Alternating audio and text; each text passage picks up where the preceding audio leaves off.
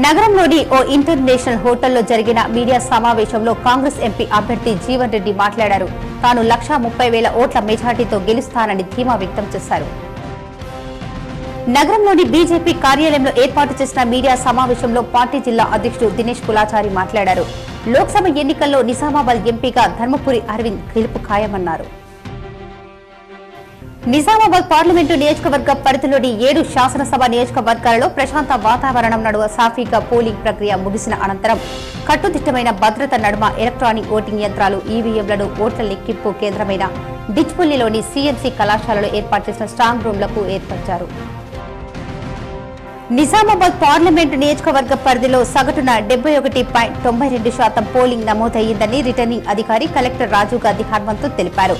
మొత్తం 17,04,867 మంది ఓటర్లకు గాను 12,26,133 మంది ఓటు హక్కును వినియోగించుకున్నారని వెల్లడించారు.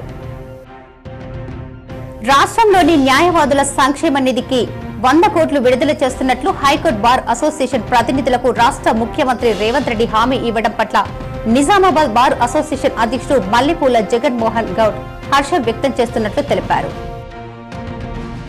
జగన్పల్లి మండలం పుప్పాలపల్లి గ్రామంలో ఉల్లింగ చిన్న అబ్బయ్య అలియా సాకాడు అనే 32 సంవత్సరాల యువకుడు అనుమానాస్పద స్థితిలో ఇంట్లో మృతి చెందాడు.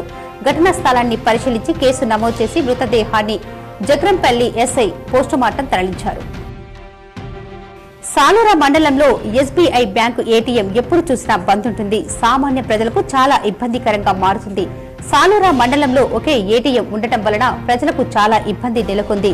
తమ అవసరాలకై డబ్బులు కావాలంటే బోధనకు వెళ్లాల్సిన దుస్థితి ఏర్పడింది.